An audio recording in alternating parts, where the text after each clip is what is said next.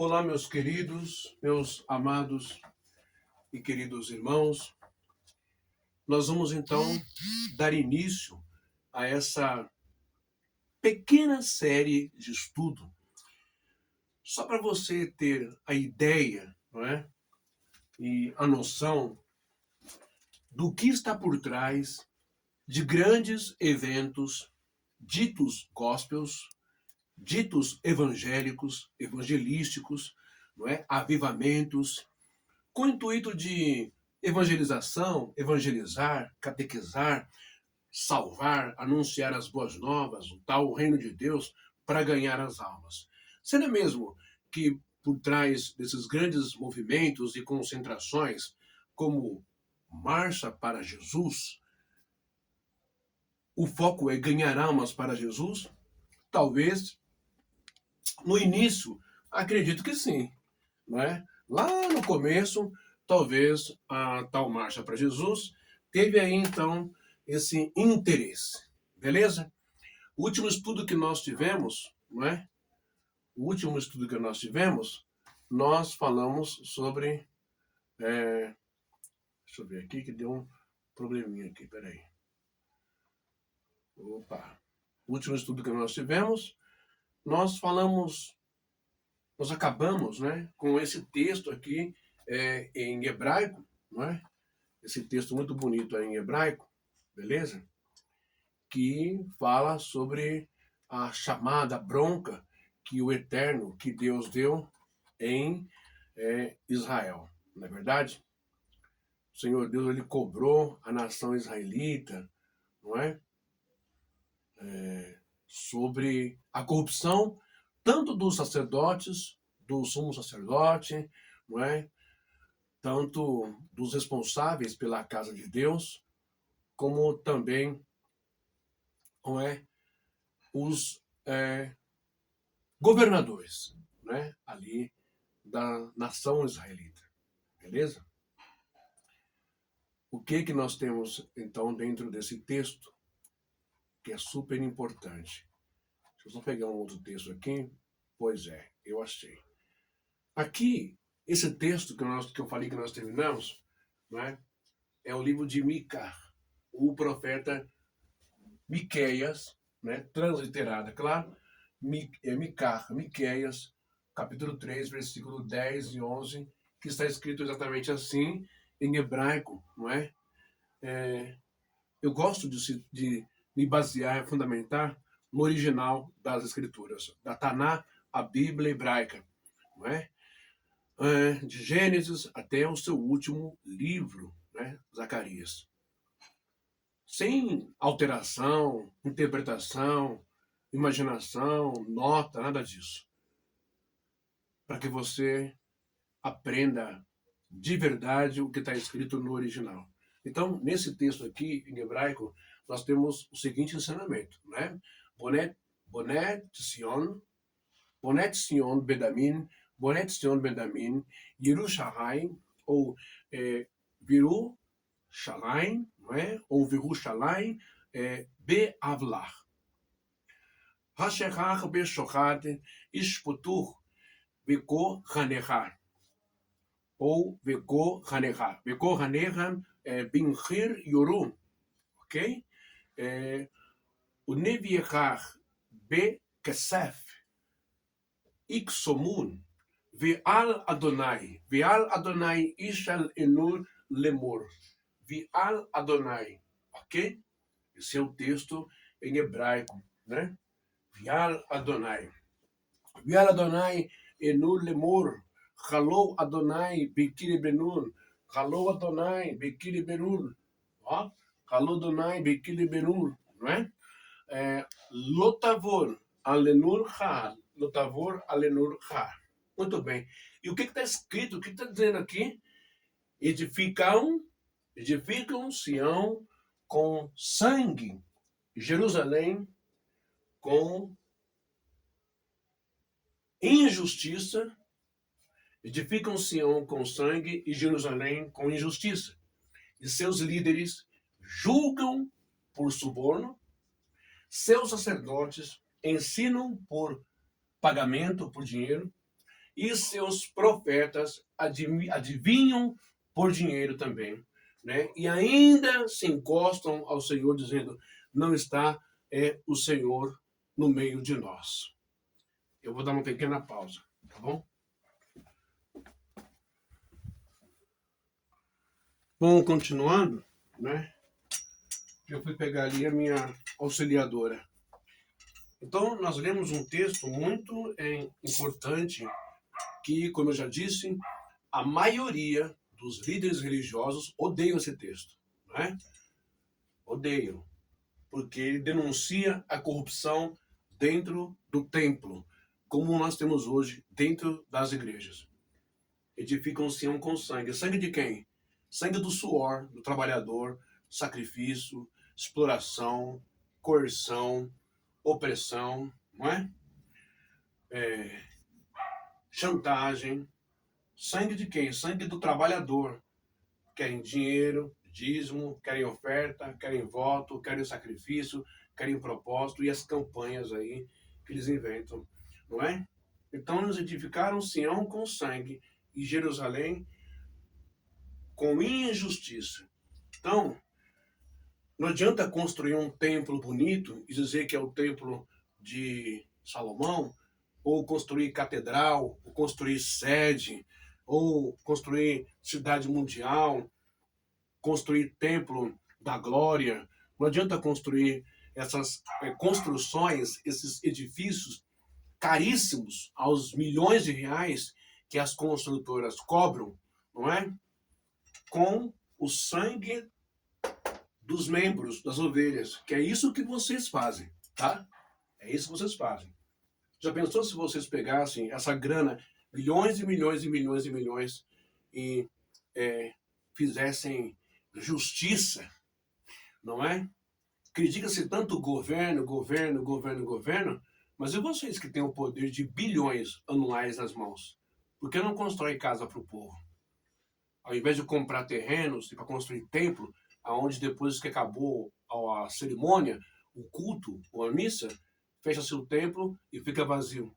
Só uma casca, um teatro enfeitado religiosamente, e depois todo mundo vai embora. Fica lá o altar vazio, fica bancos, fica a beleza, a estética, a arquitetura, o designer, não é? Religioso, e tem gente que vai, dá todo o seu dinheiro, vai dormir num barraco, cheio de rato, barata, passa por cima de uma pinguela, córrego sujo, não é? Muitas vezes está em terreno ocupado, perde tudo, ou então perde quando tem uma chuva, ladeira abaixo, com desmoronamento, e perde a vida.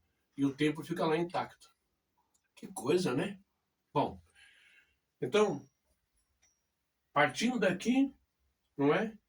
Eles pregam por interesse, por dinheiro, e os seus líderes julgam por suborno. Os seus sacerdotes ensinam por dinheiro, por pagamento. Seus adivinhos fazem a mesma coisa. Presta bem atenção, ok? O que eu vou começar a falar para você a partir de agora é Bíblia Sagrada. Você é evangélico? Você é cristão?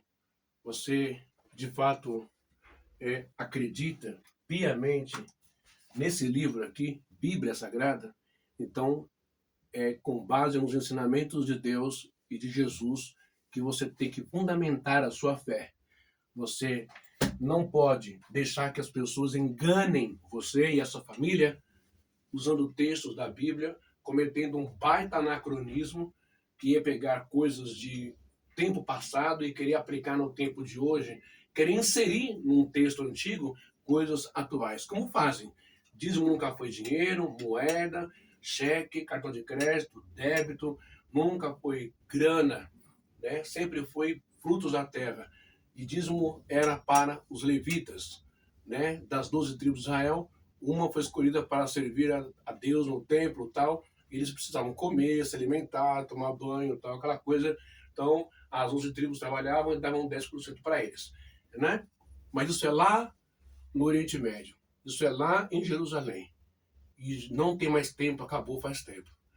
Agora, os tempos da Shin, os tempos Paraguayan, os tempos Xing Ling, os tempos de mentira, os templos que inventam por aí como circo, esses existem. E vocês são os verdadeiros bocós que eles enganam esse tempo todo. Ok? Bom, mas para iniciarmos essa live, eu quero citar aqui, já de cara, uma palavra que Jesus deu em relação à política e aos governadores desse mundo. Ok? Para aí podermos entrar na marcha para Jesus mais para frente. Em Mateus capítulo 20 e versículo 25, o Senhor Jesus, ele vai dizer assim, e lá está escrito em grego, vai dizer assim, rodei esses procalesamenos autos epen, não é?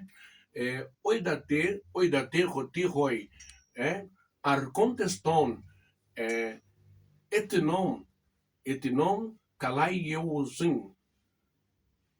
Opa, perdão, deixa eu tirar isso, não está me ajudando em nada, né? Catali riosin, auton, Caihon megaloi, catex sociazonzin, auton. Rodei isso, proscaleusamenos, aftus e pen, e date rotiroi ar arrontes ou arronteston etnon, catarie vosin afton, que roi megalin, catasios assunzin, afton. O que Jesus está falando? O que foi dito, né, em grego? O que Jesus disse, na verdade? Então, Jesus, que maravilha. Deixa eu colocar o óculos agora, que agora já dá uma melhorada, né? Então, Jesus, orientando, aconselhando os seus discípulos, parece que esse Jesus que está falando isso em Mateus 20, 25, não é o Jesus que a renascer tanto proclama, né? Que é universal e que até a Assembleia de Deus proclama, que a mundial proclama. Parece que é um outro Jesus. Quer ver? Você vai entender o porquê eu estou falando isso. Mateus 20, 25. Então, Jesus, chamando-os para si, disse, sabeis que os governadores dos gentios eram aqueles que não eram judeus na época, os romanos, os gregos, enfim, né? Sabei que os governadores dos gentios os dominam e que os grandes exercem autoridade sobre eles. Olha a comparação que Jesus está fazendo. Aí ele vai continuando, que é Mateus 20, 25 até o 28. Não será assim entre vós, mas todo aquele que quiser entre vós fazer-se grande, seja vosso serviçal. E qualquer um que entre vós, quiser ser o primeiro, seja o vosso servo. Bem como o Filho do Homem não veio para ser servido, mas para servir e para dar a cada um sua vida, para dar a sua vida em resgate, não é? Em resgate, para dar a cada um a sua vida em resgate, coisa linda que Jesus faz, né? Em resgate de muitos. Então, Jesus está dando uma lição, né? E que lição é essa que ele está dando? Não é? Agora, a lição da não comparação, né? Do querer ser maior que o outro, do querer glória para si, tal, etc, etc. Bom, deixa eu ver como é que está aqui. Tem que dar uma olhadinha de vez em quando. Maravilha. Bom, então, eu acabei de ler uma máxima de Jesus, onde ele está dizendo para os seus discípulos, futuros apóstolos, e também a organização, não é? Chamada de eclésia, ou igreja, que não deveria, então, ser incorporado nem influenciada, né, a igreja, os seus discípulos e os seguidores, com os exemplos, com conluios, com influências, com correntes políticas de Roma, da Grécia ou, principalmente, do Estado judaico que se tornou aquele lugar. Líderes corruptos, sacerdotes corruptos e profetas corruptos, com mãos dadas à corrupção política daquele tempo. Egoísmo, vaidade, idolatria própria, autoidolatria, não é? Tomar o lugar de Deus, como eles fizeram no segundo templo, e tomar o lugar de Jesus, como estão fazendo nos dias de hoje. Está percebendo? Mas antes de entrarmos na, então, marcha para Jesus, é necessário que você aprenda a origem de tudo isso, de todos esses movimentos. Você está achando que todos esses movimentos é uma inspiração, é um movimento, é um avivamento lá do céu que o Espírito Santo, a Akadosh, está fazendo no mundo inteiro. Eu vou dizer para você que não é, ok? Você já ouviu falar no movimento Descend? Já ouviu falar nisso? O movimento Descend. O que será isso? O que será o movimento Descend? O movimento Descend é um grande evento cristão, evangelístico e de mobilização missionária criada nos Estados Unidos, ligado principalmente a setores de evangelismo, não é? Evangelicalismo, na verdade. Evangelicalismo pentecostal e carismático. O nome significa algo como envio, não é? Descend, envio, enviado, eu te envio, baseado na ideia de enviar jovens para a evangelização. Missões, não é? E oração e influência musical. Olha só para você ter um pouquinho de conhecimento, não é, sobre todo esse movimento, marcha para Jesus, concentração, tal, aquela coisa, e você achando que é o Espírito Santo. Meu irmão, tem muita coisa que você ainda não sabe e está achando que é glória de Deus no meio do povo, no meio da igreja, não é? Gente, esse movimento, não é? O movimento Descend, ele foi impulsionado por líderes ligados à organização, não é? Iwan, ou Jokun, a Circuit Riders, e também teve proximidade com figuras, conhecidas do meio gospel internacional, como Lou Enga. Muito bem, no Brasil, o Descend ganhou enorme repercussão, principalmente em 2020, né? Quem não lembra? Passou na Globo em 2020, no estádio do Morumbi, em São Paulo, reunindo milhares de jovens, né? Cantores gospels e líderes evangélicos. Participaram nomes como Ana Paula Valadão, não é? Fernandinho e outros líderes ligados ao movimento, não é? De avivamento e missões. Na mente do crente, do evangélico, tudo é glória de Deus, tudo é maravilha, tudo é uma bênção, não é? Agora você precisa saber a relação do movimento Descend, não é, com a política. É aí que o bicho pega. A gente tem que tomar cuidado com as nossas emoções, né? Distante de ti, Senhor, aleluia, glória a Deus, o Senhor está aqui, Senhor, meu paizinho. Tem que tomar cuidado com as suas emoções, com as letras, com os cânticos, com a poesia intencional, ok? Muito bem. O tema, não é, da ligação do Descend, não é, e política virou debate porque muitos líderes, não é, e igrejas ligados ao evento também possuem envolvimento político ou aproximação com pautas conservadoras no Brasil e também nos Estados Unidos da América. Alguns pontos importantes que nós precisamos meditar sobre isso, tá bom? Muito bem. Muitos pontos defendem o quê? Valores cristãos conservadores, e isso é um perigo, não é? Quando se torna de uma forma exagerada, exacerbada, extremista, fundamentalista, não é?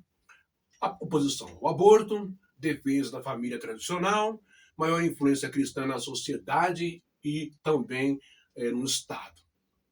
Durante os anos de governo de Jair Messias Bolsonaro, parte do movimento evangélico brasileiro, né, se aproximou fortemente da política institucional e alguns líderes ligados ao ambiente do dissent demonstravam simpatia pública ao governo. Só que esse governo aí nunca foi de família conservadora, todo mundo já sabe. 4, 5, 6 esposas, uma série de sacanagem, uma série de corrupção. Beleza? Bom, tudo de fachada. Deus, pátria e família, você já sabe. Beleza? Os críticos afirmam que certos eventos, não é, evangelísticos passaram a misturar culto religioso, vai vendo, culto religioso, não é? O culto religioso, nacionalismo, Deus, pátria e família, não é? Que isso é um bordão que um ex-jornalista, um jornalista antigo, aí chamado Plínio Sampaio, também de direita, também conservador, sistemático, né? Militarizado, também usava Deus, pátria e família, copiando do fascismo de Adolfo Hitler, não é? Guerra cultural, e aí vai indo. E militância política. É o que os críticos afirmam que os certos eventos evangelísticos passaram a misturar no Brasil. Então, por isso tem que tomar cuidado. Né? Avivamento de Deus nada. Avivamento de Deus uma ova. É avivamento de espírito fascista dentro do Brasil, usando instituições que manipulam grandes movimentos de massa, não é? Demograficamente, centenas de milhares de cabeças e de mentes vazias. Bom, agora, os defensores desse movimento, né, o que eles alegam? O foco principal é a evangelização. É mentira. Né? Cristãos têm direito de participar da vida pública. Concordo. Né? Não seria um partido político, mas uma manifestação de fé. Não, partido político é uma coisa, manifestação de fé é outra, por isso que o Estado é laico. Mas hoje em dia não tem mais essa conversa de Estado laico, essa conversa para boi dormir também. Bom, também, o que acontece? Também houve discussões, não é? Houve discussões sobre influência do chamado dominionismo. Sabe o que é isso? Dominar você. A teologia do domínio. Né? Ideia defendida por alguns grupos cristãos de que a fé deve influenciar diretamente, né, áreas da sociedade como política. Isso é um grande perigo, porque no passado nós sabemos que a instituição católica apostólica romana teve essa carta branca nas mãos e fez coisas horrorosas com vidas, com seres humanos, com negros, com judeus, com ciganos, com espíritas, e você já sabe, né? Então, domínio político de vida pública não tem que estar na mão de uma instituição ou de um grupo ou de um partido representando uma fé, uma religião. Porque aí tudo que for fazer vai ser ao viés, a visão da religião. Se for para colocar que todo mundo persiga os kardecistas, vai todo mundo perseguir os kardecistas. Se for para colocar na cabeça do povo para perseguir os de religião matriz africana, vai todo mundo vai fazer isso. Se for para invadir as igrejas católicas e detonar tudo, vai todo mundo fazer isso. Porque é controle de massa, não é? Então, igreja, e independente da sua fé, a sua fé não tem que estar na política. Sua fé tem que estar ligada com Deus e praticar o amor e a caridade, e respeito às pessoas. Não tem que ter uma mensagem absolutismo, minha verdade única, nós podemos mais, porque isso só dá tragédia, genocídio, perseguição e as inquisições da vida. Ok? Política é para cuidar da sociedade, né, com as suas pastas governamentais. Educação, segurança, saúde, moradia e assim por diante. Religião cuida da fé das pessoas. Ok? Muito bem. ah, educação, mídia e cultura. Porém, nem todos ligados ao Descend aceitam esse rótulo. Vamos para, então, o contexto aqui no Brasil sobre a questão do Descend, né? O crescimento de eventos como o Descend, Marcha para Jesus, não é? E congressos de avivamento ocorreu junto com o quê? Igual lá, Congresso de Camboriú. Ah, não sei o que de Camboriú. Conversa para boi dormir, não é? O crescimento de eventos, ok? Como Descend, Marcha para Jesus e congressos de avivamento ocorreu com aumento da influência evangélica na política, fortalecimento da bancada evangélica, uso de linguagem espiritual em campanhas políticas, que eu vou mostrar nos vídeos a seguir, não é? E aproximação entre líderes religiosos e autoridades. Aí que entra o perigo, aí a coisa fica mais suja, mais pantanosa, mais nojenta, mais trevosa, não é? Políticos sujos, corruptos, cheios de processos, não é? E os caras colocando em cima do altar do Senhor, né? Bom, isso gerou debates dentro do próprio cristianismo, né? Ah, alguns veem isso como o sal da terra e luz do mundo. É piada, né? E outros alertam, né? Para risco de mistura entre evangelho e poder público, e é o que nós estamos vendo hoje isso acontecer, não é? Jesus, por exemplo, o que Jesus disse? Jesus disse assim, não é? Jesus, ele diz assim, lá no Evangelho de João, capítulo 18, versículo 36. O meu reino não é deste mundo. Se o reino de Jesus não é deste mundo, por que a igreja está tão militante? Não é? Por que a igreja está tão obcecada por ter um lugar de destaque, sentar na cadeira de prefeito, na cadeira de governador, na cadeira de senador, na cadeira de presidente? Por que tem que ter a bancada, né, evangélica no meio da política? Com qual intuito? Com qual a intenção? Será que a igreja deixou de depender do Espírito Santo? Será que a igreja deixou de depender da palavra viva, patente e eficaz? Será que a igreja deixou de depender de Jesus Cristo e os seus ensinos?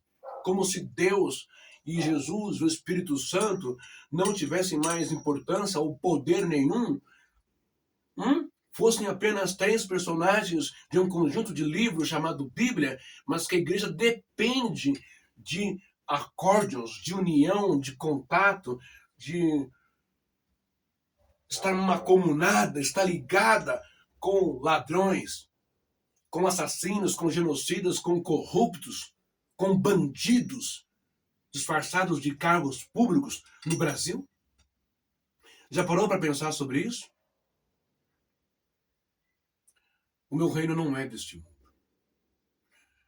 Existem textos sobre justiça social, correção de reis, responsabilidade pública dos governadores, né, nos profetas bíblicos, como em Amós, Isaías, Jeremias, e isso eu vou trazer na segunda parte desta live.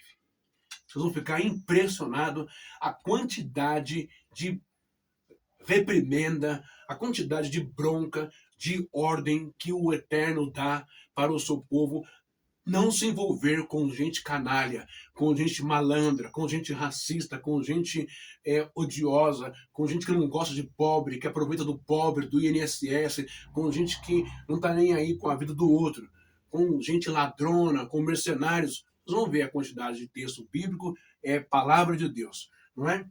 Bom, vamos analisar só mais um pouquinho. O descend, que eu falei, o envio, o enviar, que começou lá nos Estados Unidos. Esse movimento de evangelização em estádios, né, de futebol, como aqui no Maracanã, aquela coisa, concentração de fé, que você já sabe, né, concentração, mar de gente, tudo isso faz parte do Descende. Não é evangelização para ganhar alma não, tá? Para ganhar grana, dinheiro. E também entrar na sua cabeça e fazer você odiar uma pessoa, um partido, uma religião, uma cor, um estado financeiro de uma pessoa. Cuidado, né? Bom, há estudiosos, jornalistas e líderes religiosos que fazem comparações entre certos movimentos religiosos, políticos, contemporâneos e elementos históricos, ok, do fascismo. Mas isso exige cuidado, porque fascismo é um termo específico e forte, não é? O Descende, né?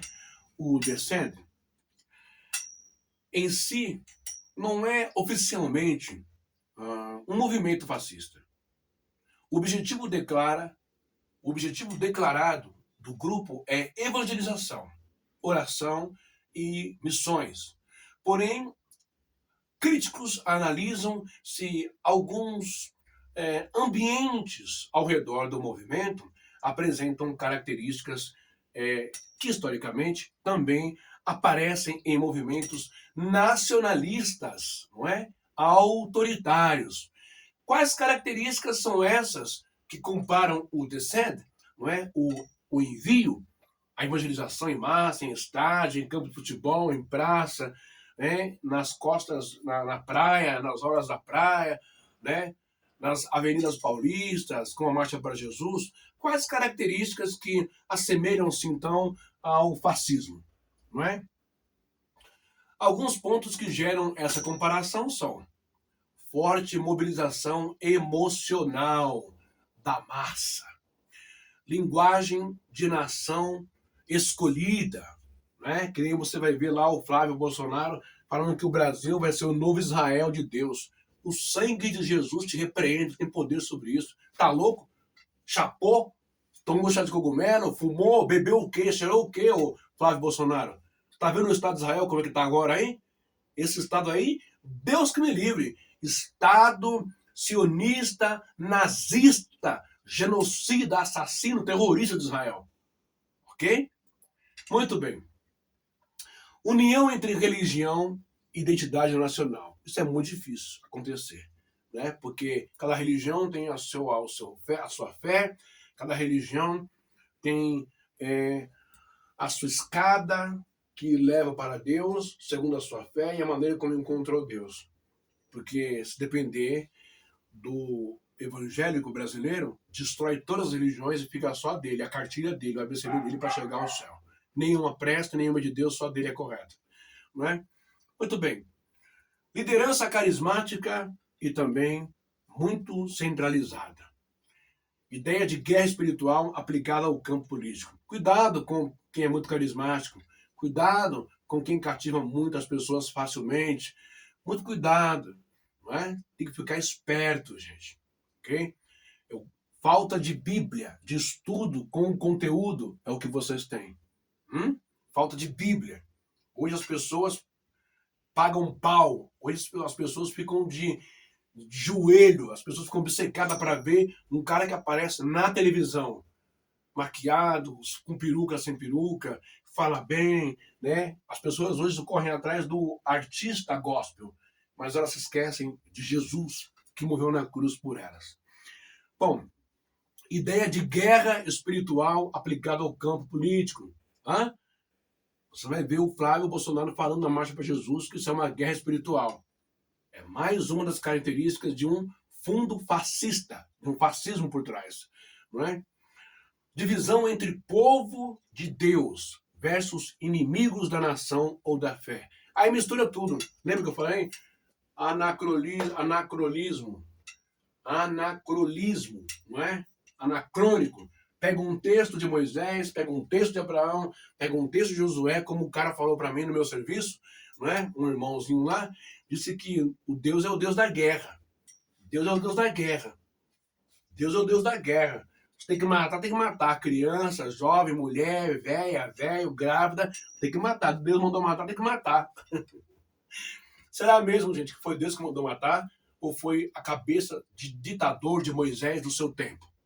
Eu não acredito que Deus mandou matar criança, jovem, pá, pá, pá, pá, pá, pá, pá, pá, pá, pá, pá. Em Babismai, Números diz, mate os meninos e mate as mulheres que já teve marido ou que teve namorado e preservem as meninas, crianças, virgens para os seus deleites. Que Deus mais porco, que Deus mais imundo, que Deus mais pedófilo é esse, que Deus mais tarado é esse? Claro que não foi Deus, gente. Claro que não foi Deus. Jeremias vai dizer que Deus não tem prazer na morte do ímpio, do pecador. Hã? Como que Deus manda agora matar a criança? Hã? Olha, isso não é Deus, toma cuidado. Hã? Isso é a cabeça de Moisés, que usurpa, que toma emprestado, coloca Deus como seu fiador, responsável de todos os atos e palavras que ele coloca ali, para mexer com a cabeça das pessoas. Tá vendo? É Deus que está falando. É Deus, é o Senhor. Cuidado! Fica esperto, gente. Bom, né? Aí envolve tudo isso. Deus com política, com narrativa política, com palestra política, né? Com discurso político e com discurso também fascista. Esse daí é o maior perigo, o discurso fascista, não é? Bom, e a aproximação entre líderes religiosos e o poder estatal, que é o que está acontecendo no Brasil já há alguns anos. Não pode. Ok? Historicamente, movimentos fascistas na Itália de Benito Mussolini e também na Alemanha de Adolf Hitler. Não é? O que diz esses movimentos nesses lugares? Para você ter uma grande ideia, você começar a parar e refletir, antes de você querer ir na marcha para Jesus o ano que vem. A história do movimento fascista, ela traz essas situações, não é? Que Benito Mussolini e também Adolf Hitler usaram estrategicamente como marketing e publicidade. Primeiro, grandes manifestações públicas. Não é uma concentraçãozinha pequenininha. O fascismo é inteligente pra caramba. Né? Os fascistas, eles usavam grandes manifestações públicas com estruturas de som, com estruturas de caminhões, né? Aquela coisa. Não é?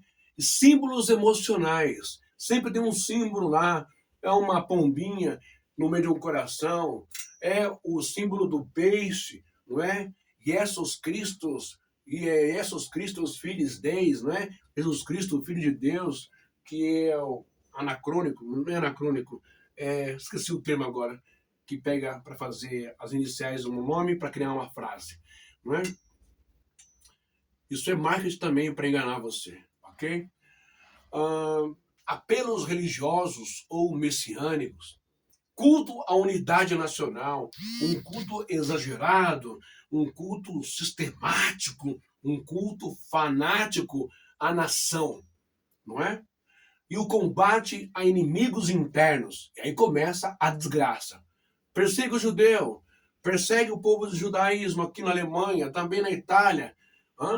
Persegue o católico, como eu disse no começo. Persegue aquela igreja, persegue aquele povo religioso. Persigam aquele partido, não é?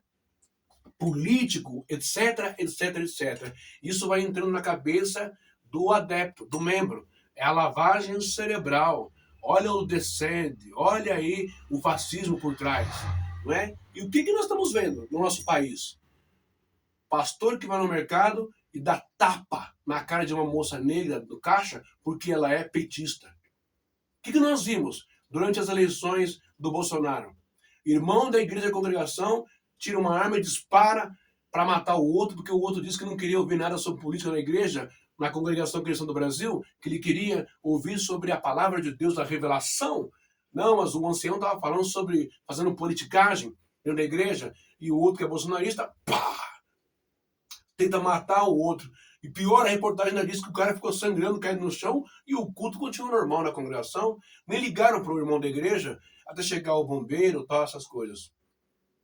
Fascismo disfarçado de social, de família tradicional, de Deus, de pátria, vocês têm que tomar cuidado. Vocês estão indo por um viés, vocês estão indo por um caminho tortuoso, que parece ser bom, como diz Provérbios, mas o seu fim é caminho de morte, é caminho de ódio, é caminho de raiva.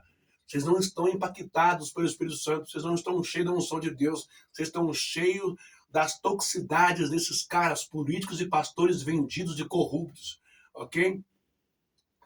Muito bem. Por alguns, não é, pesquisadores, eles veem semelhanças estruturais entre discursos religiosos e também, não é, ultranacionalistas modernos, especialmente quando a fé passa a justificar poder político absoluto.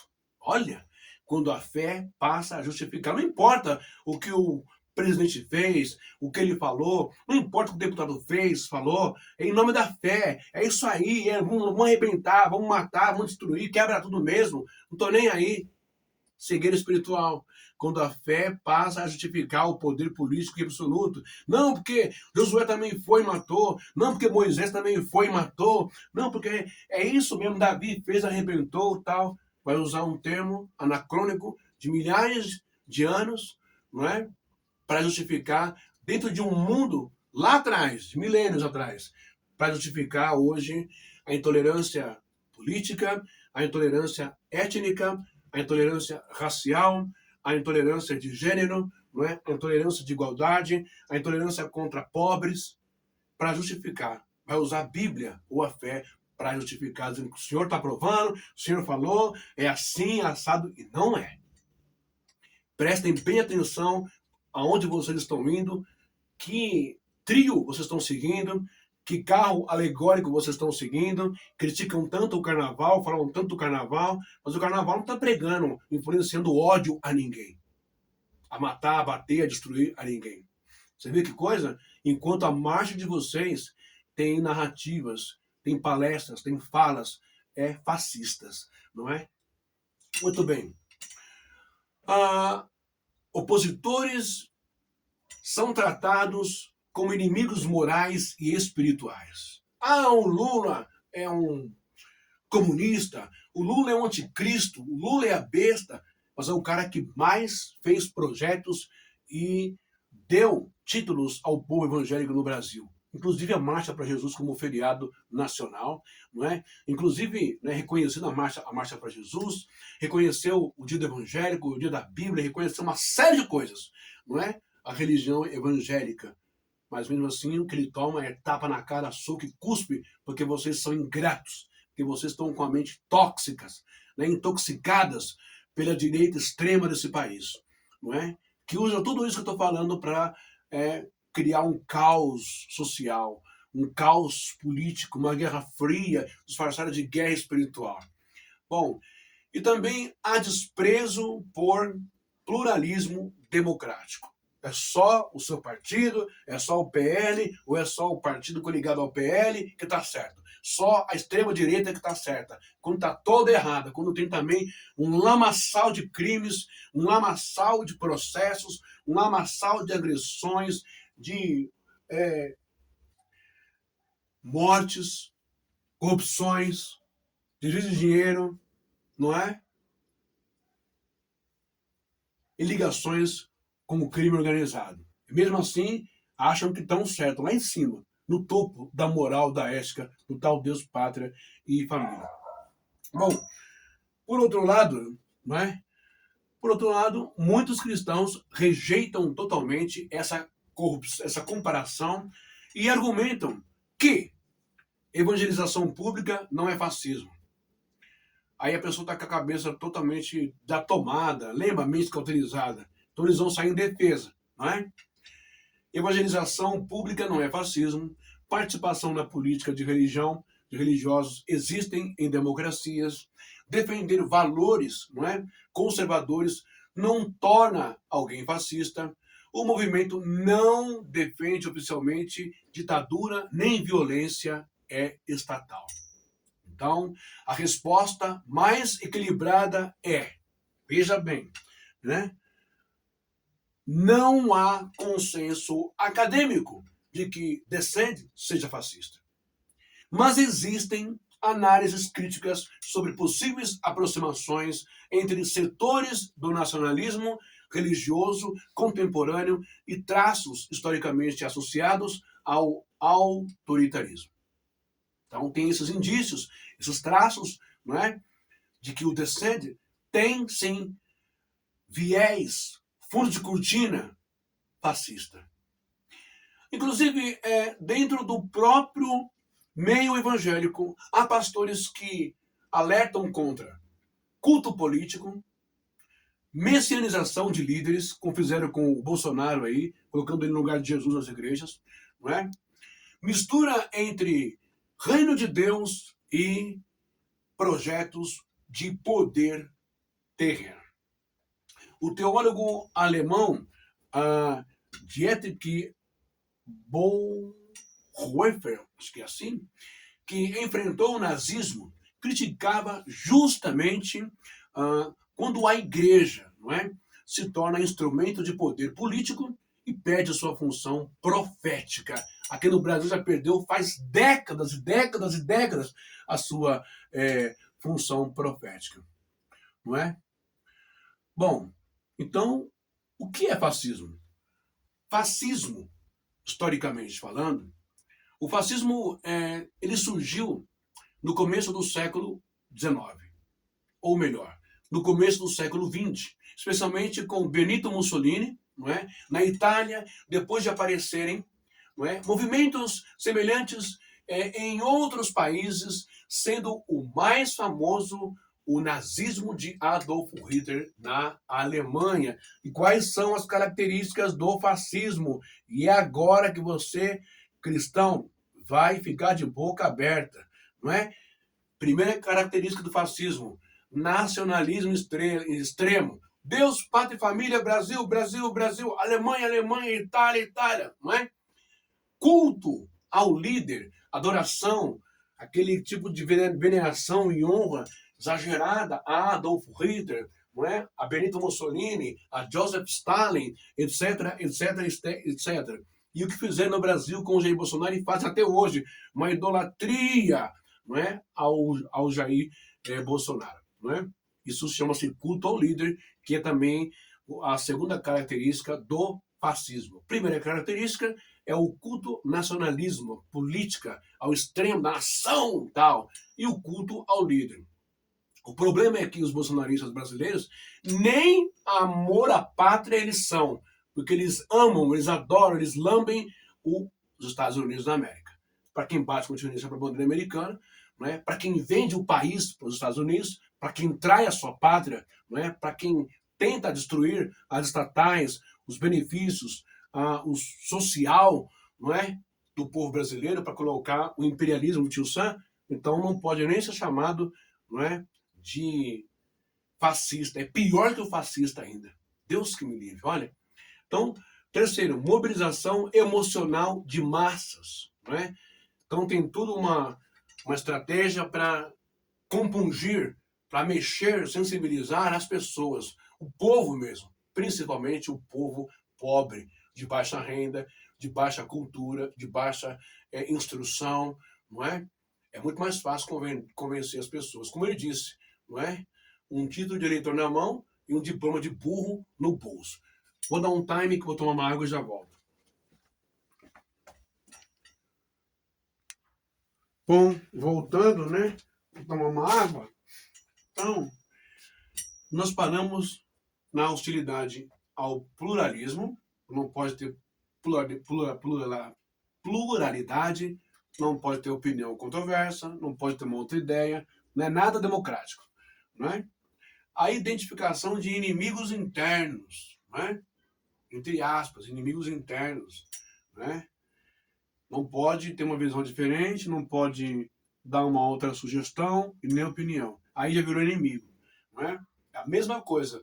Se você está na igreja evangélica e se você questiona o seu pastor sobre esse texto aqui, não, mas está escrito lá em Miqueias 3:10, né, que os seus líderes, sacerdotes, né, eles julgam por suborno, eles os seus sacerdotes ensinam por dinheiro, por pagamento, seus profetas, pronto, já vão achar que você é endemoniado, que você está contra a igreja, está contra o dízimo, não é? Aí começam a orquestrar junto com os outros pastores para perseguir você, até expulsar você da igreja e tornar você um endemoniado, tá usando pelo diabo, pelo inimigo, contra a obra de Deus, contra a casa. É assim que acontece.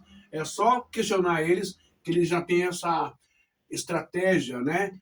Essa coisa para bloquear você na hora, ok? É a mesma coisa quando você começa a questionar: por que eu não posso votar num outro candidato? Por que eu não posso votar em um candidato, seja do PCdoB ou que não esteja coligado na coligação com o PL? Por que eu não posso votar em outro candidato, em outro partido? Aí começam a massacrar você, você é inimigo, você é contra, você é comuna, você é comunista, você é endemoniado, você é isso e aquilo outro. Isso tudo faz parte do fascismo dentro da igreja, ok? Muito bem. E também o uso intenso de propaganda. É o que a gente mais está vendo nesses últimos anos e meses, não é?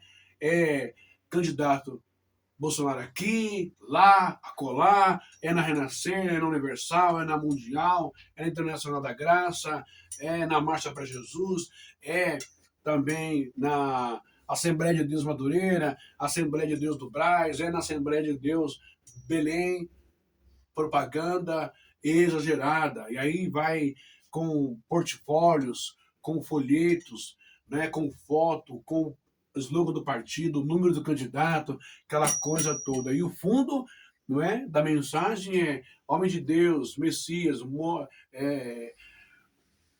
tradição familiar, um monte de coisa. Quando você vê, não é nada disso. Então, tomem cuidado o que a igreja virou nessas últimas décadas, meus queridos e amados irmãos. Não é? Também tem a aproximação, não é, entre religião, Estado e identidade nacional, que você está vendo aí que está acontecendo. Não é? A valorização de força, ordem e disciplina. Não é? Valorização de força, ordem e disciplina. Isso, gente, é um perigo muito grande. Não é? O enfraquecimento de instituições democráticas. Lembra que rasgou, o presidente Jair Messias Bolsonaro rasgou a Constituição, porque aquilo era apenas um papel, que democracia não existe, tudo que é contrário aos direitos conquistados pelo povo não vale nada para quem é de extrema direita, para quem é da ditadura, não é? Para quem é da elite social, para quem odeia o pobre, odeia o trabalhador. Não é à toa que tentaram bloquear a escala 6x1, que ela acabasse, né? E ainda vem Damares de Osso propondo uma escala 7x0. Viu como eles amam você, crente, trabalhador? Como eles amam você? Sabe o que você é para eles? Ainda escravo na mão deles.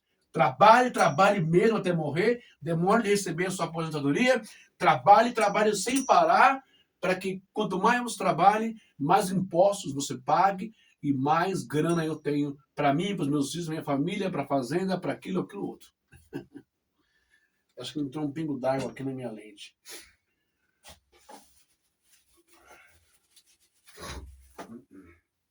Bom, e também o enfraquecimento das instituições, digamos, democráticas. Não é?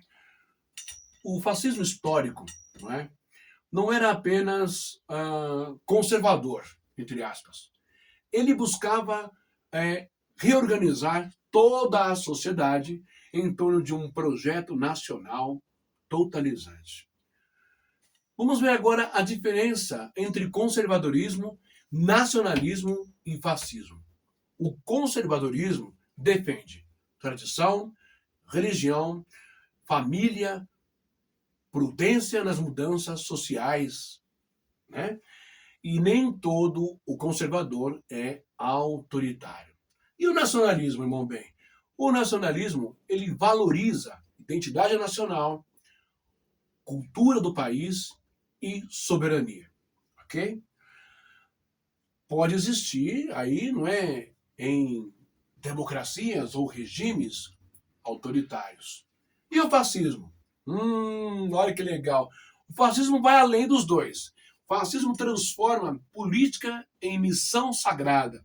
É o que a bancada evangélica, deputados, vereadores, não é, tem se esforçado, se esmerado, se encurvado para fazer esses anos todos no Brasil, né, na Câmara dos Vereadores, na Câmara dos Deputados, na Câmara dos Senadores, no Congresso Nacional, né, a bancada evangélica, patrocinada por pastores bilionários com o seu dinheiro, membro, irmão, irmã, trabalhadora, ok? Lutando contra você, não é a favor de você, é a favor do interesse deles, não é? Como a PEC lá do Marcelo Crivella, né? Como a PEC do filho do R.R. Soares, né? Perdão absoluto das dívidas bilionárias que eles tinham que não pagavam, né? As igrejas. E também a PEC do Marcelo Crivella, né? Da igreja ser isenta, né? De comprar helicópteros, de comprar imóveis milionários e carros milionários para os seus usos e frutos.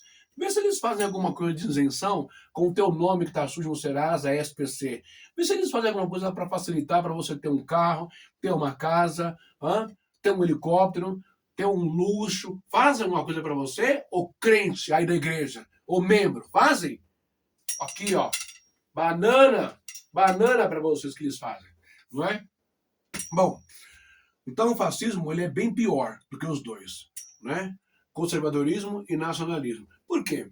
Porque o fascismo transforma a política em missão sagrada, tende ao autoritarismo, não é? Exige unidade ideológica, demoniza opositores, mistura emoção coletiva e poder de identidade nacional. Por isso, muitos estudiosos, não é? Que eles fazem? Muitos estudiosos dizem que nem todo conservador é fascista e nem todo nacionalista é fascista. Religião e fascismo na Europa. Vamos ver isso? Itália de Mussolini. Benito Mussolini. Parla. Vamos ver? Benito Mussolini, inicialmente, era anticlerical. E não era muito chegado à igreja, não. Mas percebeu o poder social da religião. Isso me parece tão próximo aos nossos últimos 4 anos, não é? Benito Mussolini não era muito chegado ao clero, muito clerical à igreja. Mas percebendo que a igreja tinha, demograficamente falando, milhares de seguidores, milhares de membros, milhares de pessoas movidas pela fé, Evangelho, Jesus, Nossa Senhora, Ave Maria, aquela coisa toda, ele percebeu que era fácil de ganhar título de eleitor, ganhar eleitores para voto, ganhar isso, aquilo outro, influência política. Por isso que ele vai, então, se envolver com a igreja. Não é?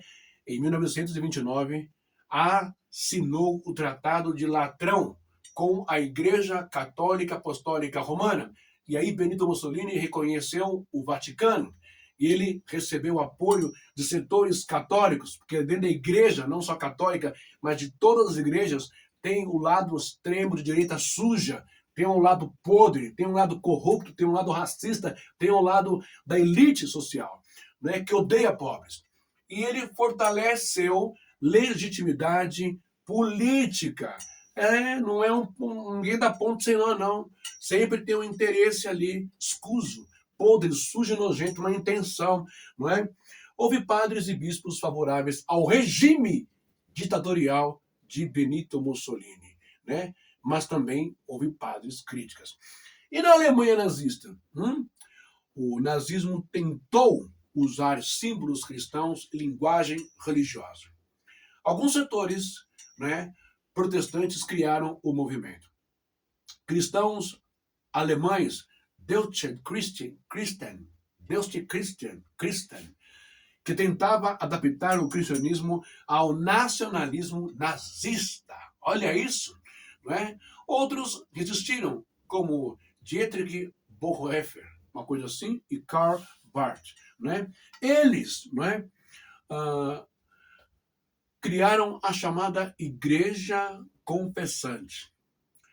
Bonhoeffer dizia que quando a igreja se ajoelha ao poder político, ela deixa de testemunhar a verdade. Palmas, então, para o Bonhoeffer. O Bonhoeffer, né? É uma grande verdade que esse cara disse, porque a igreja brasileira hoje, ela não se ajoelha, ela não se inclina, ela não se prostra, ela não se inclina diante do sagrado que é Deus, ela se inclina diante de políticos corruptos e sujos, mercenários, na veia, líderes de quadrilhas, líderes de milicianos do Rio de Janeiro. Ok? É isso que a igreja faz hoje em dia. Não é? Bom, o que os sociólogos, então, observam em movimentos religiosos modernos?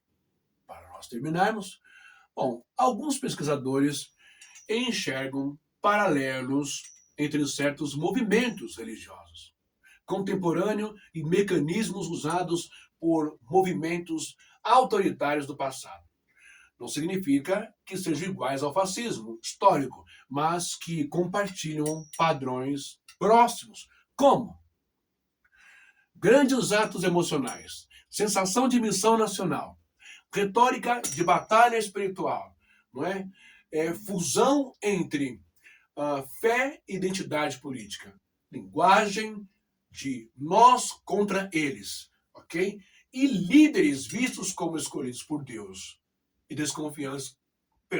desconfiança de imprensa, de jornais, mídia falada, escrita ou televisionada pela televisão, não é? Universidades e instituições.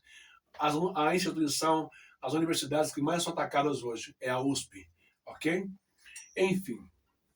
Agora, caso do evangelicalismo no Brasil político, não é? Televisionada, que eu quis dizer. Bom, no Brasil, vários analistas estudam a aproximação entre igreja, nacionalismo, conservadorismo, política eleitoral. Olha isso, né? Não é só o momento que está falando isso não, tá bom? Eventos como Marcha para Jesus, March for Jesus, Descend, congressos de avivamentos, campanhas políticas religiosas passaram a ser vistos como parte de um fenômeno maior. Alguns pesquisadores chamam isso, sabe do quê? Chamam isso de nacionalismo cristão, dominionismo, que domina, teologia do domínio, ou guerra cultural religiosa. O que é o nacionalismo cristão? É a ideia que a nação possui uma missão divina. O Estado deve refletir valores cristãos específicos. O cristianismo deve ocupar posição privilegiada na política, não é? Nos Estados Unidos, isso cresceu muito em setores evangélicos ligados a Donald Trump.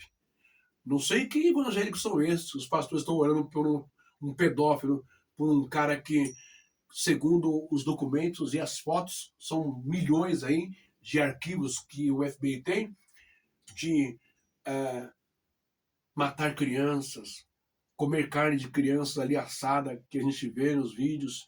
E não é fake news, não. Torturar crianças, bater, escortear, prender como bicho em cativeiro, violentar essas crianças, não é? Abusar sexualmente, violentar sexualmente as crianças. Eu não sei como é que um cara desse, racista na veia, declarado para o mundo inteiro, eu não sei que tipo de evangélico é esse, não é? Me parece assim a mesma coisa que os evangélicos brasileiros de direita. Me parece, não é? Bom, no Brasil houve fenômeno semelhante em setores ligados a Jair Bolsonaro. Não sou eu que estou falando, são críticos, tá? Muito bem. Críticos alertam que isso pode, olha só, isso pode transformar adversários políticos em inimigos espirituais. Reduzir democracia à guerra moral. Misturar fé em culto público é o que mais está acontecendo. O que os defensores desses movimentos respondem? Muitos líderes religiosos dizem que cristãos têm direito de atuar politicamente, valores bíblicos devem influenciar a sociedade, oposição ao aborto ou defesa da família não é fascismo, fé pública sempre existiu. Eles têm resposta para tudo, não é? Eles afirmam que a acusação de fascismo às vezes é usada para atacar qualquer conservador religioso. Isso é mentira. Essa conversa acabou de dormir, tá bom? Num debate bíblico sobre poder político, eles vão alegar o quê? A Bíblia possui textos usados pelos dois lados. E aí a gente vai ver anacronismo que eles fazem. José do Egito foi governador do Egito, Daniel na Babilônia foi ministro do rei, né? E muito mais coisas que vocês não sabem também, que não cabe falar que é muito chato, né? Esther na Pérsia e profetas confrontando reis. Profetas confrontando reis. É o que não tem no meio dessa corja evangélica e gospel hoje no Brasil. Não tem um profeta no meio deles. Não tem um que se autoproclama profeta, que coloca o dedo na cara do Bolsonaro, que coloca o dedo na cara do Flávio, que coloca o dedo na cara do...